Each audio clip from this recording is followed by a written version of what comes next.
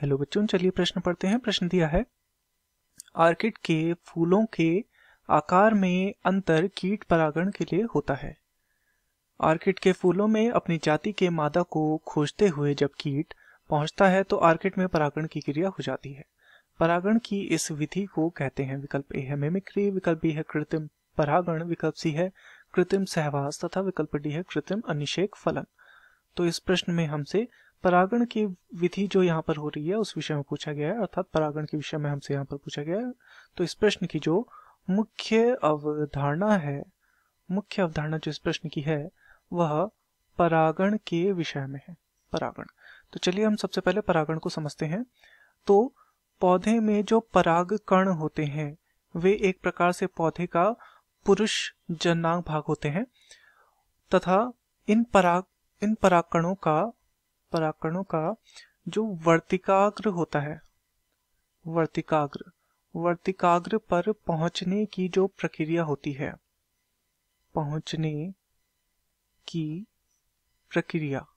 यह परागण कहलाती है।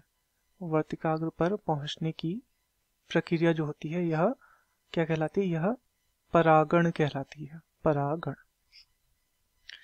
तो परागकण का वर्तिकाग्र पर पहुंचने की प्रक्रिया परागण कहलाती है। यह विभिन्न माध्यमों से हो सकती है, जैसे कि वह माध्यम क्या क्या हो सकते हैं? जल हो सकते हैं, कीट हो सकते हैं, पवन हो सकती है। तो इस प्रकार से विभिन्न आदि माध्यमों से यह पुष्प में क्या हो सकता है? यहाँ पर निषेचन हो सकता है और परागण की यहाँ पे क्रिया देखने को मिल सकती है। अब यहाँ पर हमसे बात की गई ऑर्किड के फूलों में, तो ऑर्किड के फूलों में क्या होता है वो हम देखते हैं। ऑर्किड में क्या होता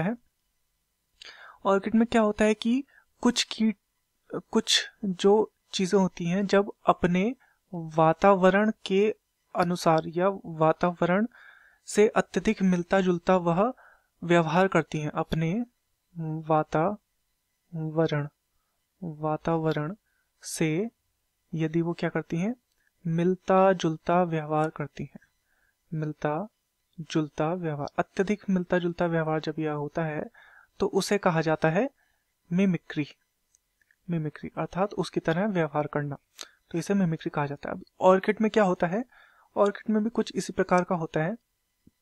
जब यहाँ पर ये अपनी मादा जाति को खोजते हुए आते हैं तो उन्हें ऑर्किड का जो ये पुष्प लगता है, यहाँ पर ऐसा लगता है कि ये क्या है? मादा जाति, इन्हें ऐसा लगता है कि यहाँ पर बैठी हुई है। तो तब ये क्या होता है? तब यहाँ पर परागण की क्रिया हो जाती है इनके माध्यम से। तो ये किस कारण से हुआ? ये हुआ मिमिक्री के कारण। तो विकल्प ए हमारा सही है। विकल्प बी है कृत्रिम परागण। कृत्रिम परागण यहाँ पर गलत हो जाएगा। कृत्रिम रूप से जो परागण किया जाता है तो उसे कृत्रिम परागण कहते हैं। विकल्प से कृत्रिम सहवास, यह भी गलत हो जाएगा। तथा विकल्प डी है कृत्रिम अनिषेक फलन। अनिषेक फलन अर्थात बिना निषेचन के यहाँ पर फल का प्राप्त होना। बिना निषेचन जो फल होता है उसे अनिषेक फलन कहा जाता है, यह भी गलत हो जाएगा। तो दिए गए प्रश्न का सही उत्तर होगा विकल्प ए मिमिक्री। मैं आशा करता हूँ आपकी यह समझ में आया होगा। धन्यवाद।